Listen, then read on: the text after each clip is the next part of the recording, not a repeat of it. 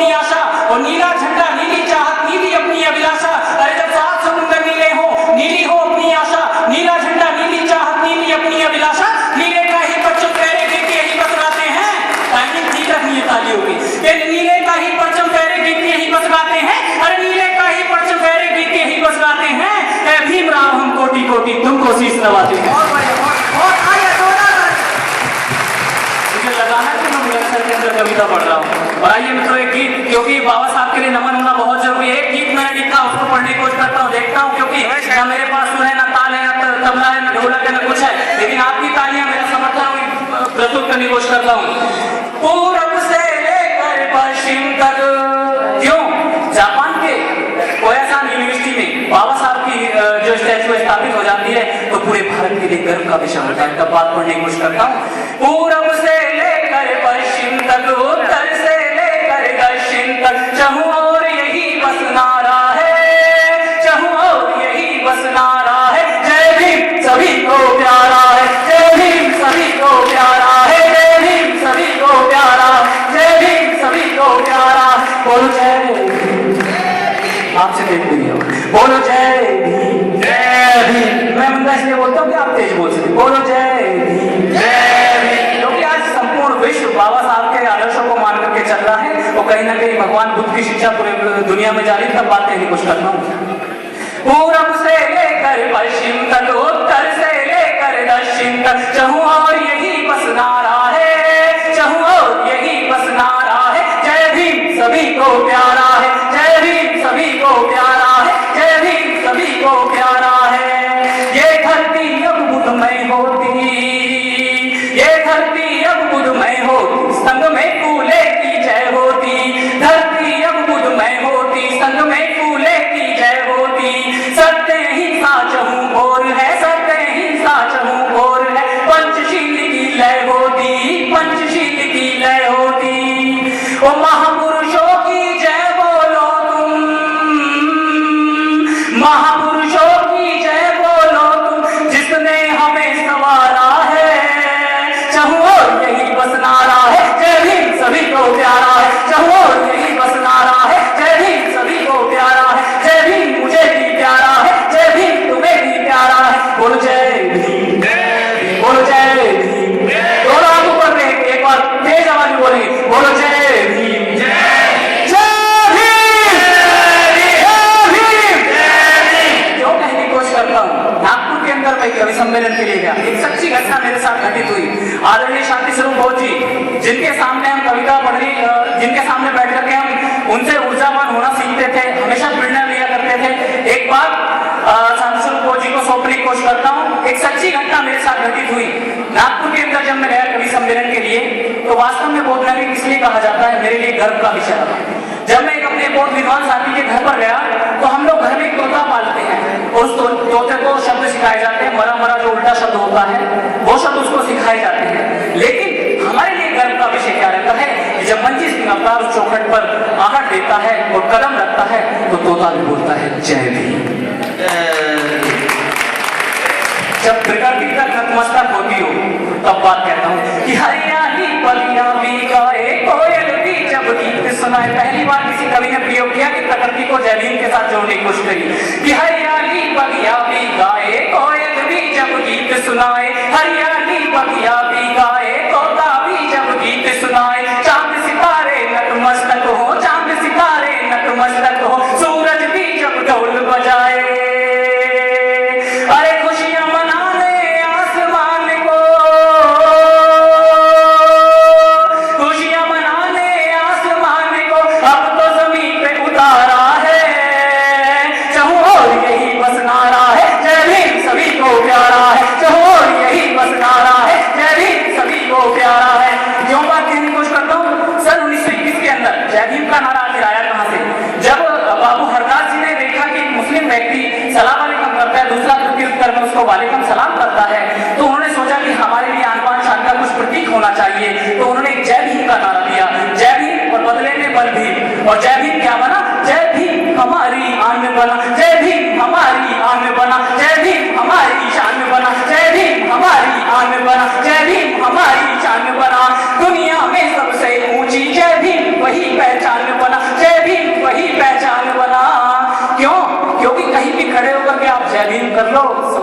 किसका नहीं आई है? डॉक्टर बी आर अम्बेडकर का भी आई है। जय भीम हमारी आन बना, जय भीम हमारी शान बना, दुनिया में सबसे ऊंची जय भीम वही पहचान बना, जय भीम वही पहचान बना। अरे दुनिया गाए जिसको पल पल, अरे दुनिया गाए जिसको पल पल, जय भीम सभी से न्यारा है, चहुओर यही बस नारा है, जय भीम सभी को प्यारा है, चहुओर यही बस नारा है, जय भीम सभी को प्यारा है, चहुओर यही बस नारा है, जय भीम सभी को प्यारा है, जय भीम मुझे भी प्यारा है, जय भीम तुम्हें भी प्यारा है। बोलो जय भीम, जय भीम। मित्रों, बाबा साहब को नमन किया। रचना जो कपिल भाई का विशेष अनुरोध था, जिसको मैं एक आंदोलन के तौर पर पूरे देश के अंदर लेकर चल रहा हूँ। जब देश के सारे कवि, अभी बड़े भाई वीपी सिंह जी ने भी आरक्षण के विषय में बताया, जब देश के सारे कवि आरक्षण के विरोध में कविताएं लिखने शुरू कर देते हैं, तो उन 80,000 कवियों में से निकलकर मंजीत सिंह अवतार एक ऐसा निकल के आता है जो आरक्षण के पक्ष में कविता लिखता है, और उस कविता को 1 लाख कुछ हजार लोग फेसबुक से उसको शेयर करते हैं। तो मेरे लिए गर्व का विषय होता है।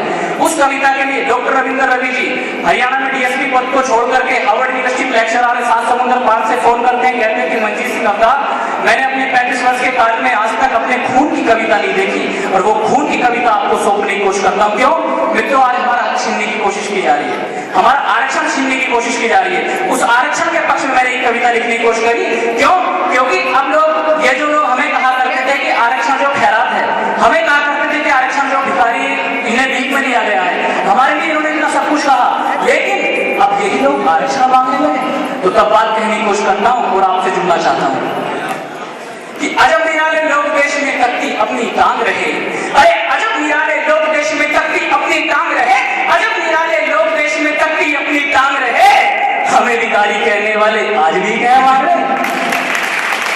तालियां बेहद कमजोर है, मजबूत पंक्ति के लिए आपकी तालियां कर्तव्य होने के साथ होनी चाहिए कि अजब निराले लोग देश में तकती अपनी टांग रहे, हमें भिखारी कहने वाले आज भी कह मांग रहे, जिनको आरक्षण वाले वो बोल यहाँ ना भाते हो, जो आरक्षण विरोधी जैसे गीत सदा ही गाते हो, आरक्षण अधिकार हमारा हमने कीमत चुकाई है, मेहनत का ये फल मिला, खैरात का हमने पाई है, अरे आरक्षण जो पाना है तो झाड़ू मांगे आओ जी, हम आरक्षण त्यागने के लिए तैयार हो जाएंगे, लेकिन एक चीज हमारे जैसी करके दिखाओ। अंतिम पंक्ति आपको दिल तक दस्तक दे तो ताली से महोत्सव कीजिएगा कि अजब निराले लोग देश में तकती अपनी टांग रहे, हमें भिखारी कहने वाले आज भी कह मांग रहे, जिनको आरक्षण वाले वो बोल यहाँ ना भाते हो, जो आरक्षण विरोधी जैसे गीत सदा ही गाते हो, आरक्षण अधिकार हमारा हमने कीमत चुकाई है, मेहनत का ये फल मिला, खैरात का हमने पाई है, हमने सदियों से माटी को माँ जैसा सम्मान दिया, अरे घूसे अपने सींच सींच कर ऊंचा इसका मान किया, आरक्षण जो पाना है तो झाड़ू मांगे आओ जी, आरक्षण जो पाना है तो झाड़ू मांगे आओ जी, अरे आरक्षण जो पाना है तो झाड़ू मांगे आओ जी, और सदियों से हमने खाई है तुम भी झूठ खाओ जी, सदियों से हमने खाई है तुम भी झूठ खाओ जी। एक शब्द कहा जाता है कि डॉक्टर अम्बेडकर ने देश के अंदर जातिवाद का बीज बो दिया, एक विरोध का स्वर देश के अंदर उठता है, कहता है कि डॉक्टर अम्बेडकर जातिवादी थे। मैं बताना चाहता हूँ डॉक्टर अम्बेडकर क्या चीज थे, जातिवाद किसको कहते हैं, ढोल गवार शुद्ध पसनारी, ये किसके उसमें लिखा गया, ये सब आप लोगों ने लिखा, लेकिन हमारे बाबा साहब क्या थे। दुनिया में अगर सबसे बड़ा इतिहास किसी चीज का लिखा जाए तो वो इतिहास आपके बीच रखने की कोशिश करता हूँ। मित्रों, जब हम पल पल को जोड़ते हैं तो 5 पल की गिनती की जाती है, जब हम किसी से समय मांगते हैं तो कहते हैं भाई 5 मिनट मुझे दे दीजिएगा। सरकारी कामकाज के लिए 5 दिनों का समय निर्धारित किया जाता है, उस 5 दिन के अंदर हफ्ते में 2 दिन की छुट्टी ज्यादातर रहती है, शनिवार और इतवार की, उसमें माना जाता है कि इतिहास बदला जा रहा है। किसी देश की सरकार के लिए 5 साल मांगे जाते हैं, कहते हैं कि 5 साल हमें दे दीजिएगा तो हम राज करके हम आपको एक नया इतिहास बदल के दिखाएंगे। किसी देश के रिकॉर्डों को सुरक्षित रखने के लिए, किसी सरकारी दस्तावेजों को सुरक्षित रखने के लिए ज्यादा से ज्यादा 50 वर्ष की आयु होती है, और किसी देश का इतिहास जीवित रखने के लिए 500 वर्ष की अवधि होती है, लेकिन 5 सेकंड नहीं, 5 मिनट नहीं, 5 घंटे नहीं, 5 दिन नहीं, 5 हफ्ते नहीं, 5 महीने नहीं, 5 महीने नहीं, 5 साल नहीं, 50 साल नहीं, 500 साल नहीं, पूरे 5000 साल पुरानी मानव विरोधी और एक मनु के विधान को बदल के बाबा साहब ने हमारे देश के लिए मानव के पक्ष में एक संविधान दे दिया था। तो कहने की कोशिश करता हूँ, अरे अजब निराले लोग देश में तकती अपनी टांग रहे, हमें भिखारी कहने वाले आज भी कह मांग रहे, जिनको आरक्षण वाले वो बोल यहाँ ना भाते हो, जो आरक्षण विरोधी जैसे गीत सदा ही गाते हो, आरक्षण अधिकार हमारा हमने कीमत चुकाई है, मेहनत का ये फल मिला, खैरात हमने पाई है, हमने सदियों से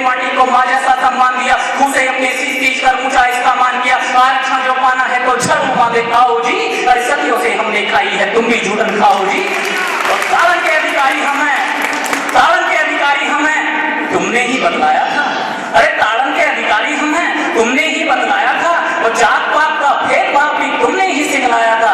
और एक सच्चाई आप लोगों के सामने अभी भी ऐसी रखता हूँ कि अभी भी हमारे समाज की जो जहाँ पर मलिन इलाके हैं वहां से 70% महिला इस काम को करती हैं। तब बात कहने की कोशिश करता हूँ कि ताड़न के अधिकारी हम हैं, तुमने ही बतलाया था। वो जात पात का भेदभाव भी तुमने ही सिखलाया था। ताड़न के अधिकारी हम हैं, तुमने ही बतलाया था। जात पात का भेदभाव भी तुमने ही सिखलाया था। अपने और हमारे बीच के अंतर को तुम भरवा दो, अपने और हमारे बीच के अंतर को तुम भरवा दो, अपने और हमारे बीच के अंतर को तुम भरवा दो। अरे अपनी माँ बहनों से तुम भी घर घर पोछा करवा दो, अपनी माँ बहनों से घर घर पोछा करवा दो। क्यों? मैं कहता हूँ कि आरक्षण को आने में देरी हो गई। जब आरक्षण का जन्म छत्रपति शाहू महाराज ने 1902 के आसपास में किया तो कहीं ना कहीं हम सोचते थे कि आरक्षण बहुत लेट हो गया। आरक्षण शायद पुराने काल में होता तो एक चीज हमारे लिए सामने तक आती। वो चीज क्या होती? वो एक नाम ऐसा रहता कि सिर्फ वो जो है हमारे देश की एक विरासत बन के रह गया। लेकिन अगर उस टाइम पर आरक्षण होता तो शायद वो विरासत हमारी आगे तक जाती। वो क्या विरासत थी? 2 पंक्ति सौंपता हूँ आप लोगों के हाथ, उसके सम्मान में खुद देखना चाहता हूँ जिसके साथ नाइंसाफी। कि ताड़न के अधिकारी हम हैं, तुमने ही बतलाया था। जात पात का भेदभाव भी तुमने ही सिखलाया था। अपने और हमारे बीच के अंतर को तुम भरवा दो, अपनी माँ बहनों से तुम भी घर घर पोछा करवा दो। वो आरक्षण का तीर अगर जो पूरा काल में तन जाता, आरक्षण का तीर अगर जो पूरा काल में तन जाता, आरक्षण का तीर अगर जो पूरा काल में तन जाता, अरे 1 रुपए का तीर हमारी अमिट निशानी बन जाता। आरक्षण का तीर अगर जो पूरा काल में तन जाता। और ये लोग सड़कों पर उतरते हैं, 10 लाख की भीड़, 20 लाख की भीड़ दिखा करके सोचते हैं कि हम लोग डर जाएंगे। लेकिन मित्रों सोचो, देश के अंदर 85% बहुजन जो आरक्षण को पा रहे हैं, जिस दिन देश के अंदर गलियों से, अपने घरों से बाहर निकलकर गलियों में आ जाएंगे तो शायद देश में चक्का जाम की स्थिति हो जाएगी। और हमारे खिलाफ बयानबाजी करने की कोशिश करते हैं, ये ऐसी बयानबाजी हमारे खिलाफ कर देते हैं। लेकिन मैं एक टिप्पणी, एक छोटी सी टिप्पणी देने की कोशिश करता हूँ कि हम एकलव्य के वंशज हैं। जो हमें जब हमारे 2 दलित बच्चों को जिंदा जला दिया जाता है हरियाणा के सुनपेट गांव में, तो देश के एक बड़े मंत्री का बयान आता है, कुत्ते से तुलना कर दी जाती है। हमारे लिए कुत्ते से तुलना, जानवरों से तुलना कर दी जाती है। तब बात कहने की कोशिश, एक टिप्पणी अगर आपके दिल तक पहुंचाए तो इस टिप्पणी पर आपके हाथ खोल देखना चाहता हूँ कि हम एकलव्य के वंशज हैं। अरे हम एकलव्य के वंशज हैं। अगर समर्पण में हम अंगूठा कटाना जानते हैं तो भोगते हुए कुत्ते के मुंह में तीर मारकर उसको बकचूद कराना भी जानते हैं। तब बात कहने की कोशिश करता हूँ, अरे हम जो जागे अपना तुमको वंश तक ना पाओगे, आपकी जो हुंकार भरी तो मिट्टी में मिल जाओगे। अरे हम जो जागे अपना तुमको वंश तक ना पाओगे, आपकी जो हुंकार भरी तो मिट्टी में मिल जाओगे। अभी तक तो अपना एक अम्बेडकर ही भारी है। अरे अभी तक तो जितने शांति से पहुंची, जैसे देश के कोने कोने पहुंच जाएगी, जिस मूवमेंट निकल के आएगा नानक जी जैसे, अशोक टकसालिया जी जैसे नाम नहीं आंदोलन है, ऐसे ऐसे लोग जब देश की सड़कों पर उतर के आएंगे तो शायद एक परिवर्तन आएगा और एक भीम चिंगारी हमारे और आपके बीच में से निकल के आएगी। कैसी आएगी? अरे हम जो जागे अपना तुमको वंश तक ना पाओगे, आपकी जो हुंकार भरी तो मिट्टी में मिल जाओगे। अभी तक तो अपना एक अम्बेडकर ही भारी है। अरे अभी तक तो अपना एक अम्बेडकर ही भारी है। लाखों युवाओं ने बसती भीम सी चिंगारी है। क्यों लाखों युवा? कैसे? कपिल जी जैसे, भाई कौशल किशोर जी जैसे, भाई चमनजीत सिंह जी जैसे और हेमंत जी जैसे, हमारे बहुत सारे लाखों युवा ऐसे हैं। अगर वो देश के अंदर निकल के आ जाते तो एक नाम हमारे, एक परिवर्तन, ऐसा परिवर्तन होगा 68 साल का इतिहास बदल जाएगा। क्यों? हमने क्या कभी सोचा है कि हम 24 करोड़ की संख्या में है और देश के अंदर 85% बहुजन है, कि अभी तक देश के आजादी के लगभग 70 साल होने को जा रहे हैं, उस 70 साल में हमारा एक भी प्रधानमंत्री नहीं हुआ? क्या हम इतने कमजोर हैं? क्या हम प्रतिभा में कहीं कमी है हमारी? तब बात कहने की कोशिश करता हूँ, अरे हम जो जागे अपना तुमको वंश तक ना पाओगे, आपकी जो हुंकार भरी तो मिट्टी में मिल जाओगे। अभी तक तो अपना एक अम्बेडकर ही भारी है। लाखों युवाओं में बसती भीम सी चिंगारी है। जिस दिन भीमराव सा दूजा कोई भारत में आ जाएगा, भीमराव सा दूजा कोई जब भारत में आ जाएगा, लिख के रख लेना, गारंटी कह रहा हूँ, 68 साल का इतिहास बदल जाएगा। अरे जिस दिन भीमराव सा दूजा कोई जब भारत में आ जाएगा, भीमराव सा दूजा कोई जब भारत में आ जाएगा, अरे मानो उस दिन अपना राजा दिल्ली गति पाएगा, मानो उस दिन अपना राजा दिल्ली गति पाएगा। क्यों बात कहने की कोशिश करता हूँ कि लोग हमारे देश के संविधान पर आंच करने की कोशिश करते हैं, कहते हैं कि संविधान खराब है। बाबा साहब ने भी कहा था कि संविधान कितना ही अच्छा क्यों ना हो, लेकिन अगर उसको मानने वाले लोग अच्छे नहीं है तो शायद संविधान बुरा साबित हो सकता है।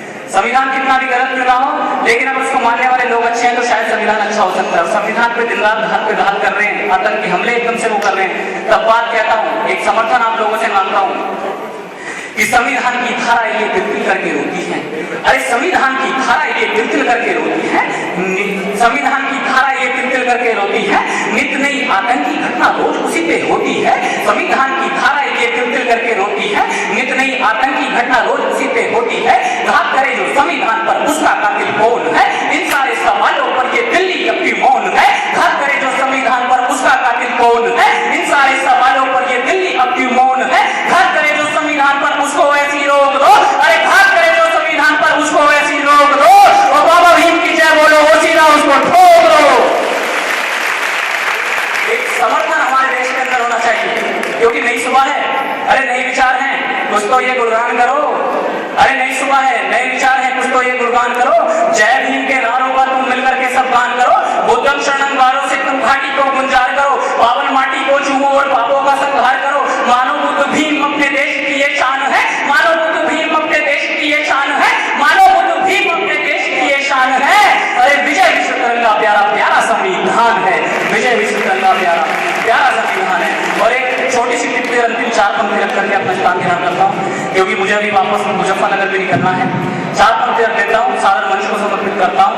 मित्रों, एक छोटी सी घटना बताता हूँ। मैं विदेश के अंदर कवि सम्मेलन के लिए गया, मेरे साथ जीवन में इससे बड़ा कोई मोमेंट नहीं हुआ जो मेरे जीवन का सबसे बड़ा मोमेंट था। अगर मैंने कोई उपलब्धि हासिल करी तो इससे बड़ी कोई उपलब्धि मैंने आज तक हासिल नहीं की। वो मेरी उपलब्धि क्या थी? जब मैं विदेश के अंदर कवि सम्मेलन के लिए गया तो मेरे साथ में पूरी दुनिया के 6 देशों के 12 कवि और शायर वहां पर मौजूद थे। जब रात को डिनर होता है तो सबका परिचय लिया जाता है। एक हमारा साथी मित्र हमारे साथ में था समाज समाज से, वो मेरे साथ गया हुआ था, तो हमारी उसकी अक्सर बहस होती रहती है मनुवाद वर्सेस अम्बेडकर बात पर। जब हम वहां पर पहुंचे तो दुनिया में किस तरीके से हमारा वर्चस्व भारी रहता है। जब रात को डिनर होता है, एक अंग्रेज आता है, सबका परिचय देता है, पूछता है कि आप कहाँ से हैं? तो कोई कहता है हम अमेरिका से हैं, कोई पाकिस्तान से बताता है, कोई दुबई से बताता है। अब हमारे मित्र के पास में आकर के अंग्रेज कहता है कि आप लोग कहाँ से हैं? तो वो हमारा मित्र बड़े गर्व के साथ कहता है कि हम भारत से हैं, हम इंडिया से हैं।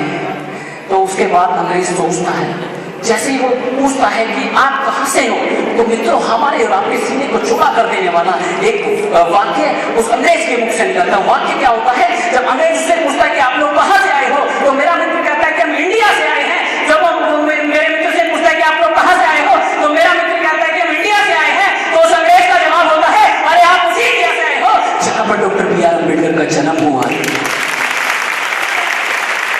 देखिए दुख का विषय, उसी देश के अंदर बाबा साहब की मूर्ति को तोड़ दिया जाता है, उसी देश के अंदर बाबा साहब को गाली दी जाती है, उसी देश के अंदर मात्र बाबा साहब की मूर्ति टूटना, ये मत सोचना कि एक पत्थर की मूर्ति भी टूट गई, वो पत्थर अलग होता है। लेकिन अगर बाबा साहब का एक उंगली तोड़ी जाती है तो समझो कि देश के करोड़ों लोगों को अपंग बनाने की कोशिश की जाएगी। अगर मूर्ति को ध्वस्त किया जाता है तो देश के करोड़ों दलितों शोषितों को समझ लो कि गुलामी की ओर उन्हें ध्वस्त करने के लिए एक षड्यंत्र किया जा रहा है। एक नियम देश के अंदर पारित होना चाहिए। क्यों? क्योंकि देश के अंदर क्या कहें कि माँ की कोख से जब बेटा पैदा होता है उससे ज्यादा उसके बाप का नाम चलता है। कहते हैं कि किसका बेटा है, मंजीत सिंह अवतार किसका बेटा है, कृष्ण अवतार का, उसके बाप का नाम सबसे ज्यादा चलता है। इसी प्रकार से मैं बाबा साहब को क्यों बड़ा बताने की कोशिश करता हूँ। मित्रों हमारे देश में सबसे बड़ा पद कौन सा होता है? बताइए आप लोग, सबसे बड़ा पद कौन सा होता है? सबसे बड़ा पद कौन सा होता है हमारे देश में? राष्ट्रपति का।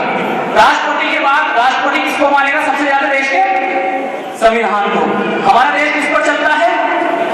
संविधान पर। जब हमारा देश संविधान पर चलता है तो संविधान को लिखने वाला बाप डॉक्टर बी आर अम्बेडकर है, और उसके खिलाफ अगर षड्यंत्र होता है 4 पंक्ति। मैंने देश के गृह मंत्री राजनाथ सिंह जी के सामने भी इसको पढ़ने की कोशिश की थी, उनसे कहा कि नियम देश के अंदर पारित होना चाहिए। वो क्या नियम था?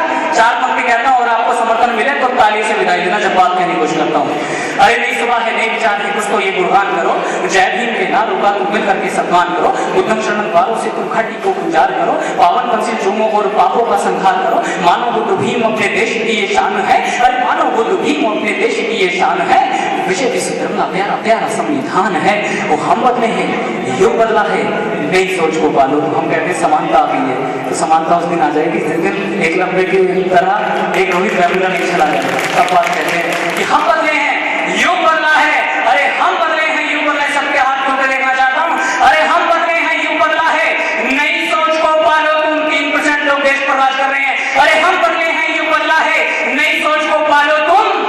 देश में बैठे गद्दारों को अब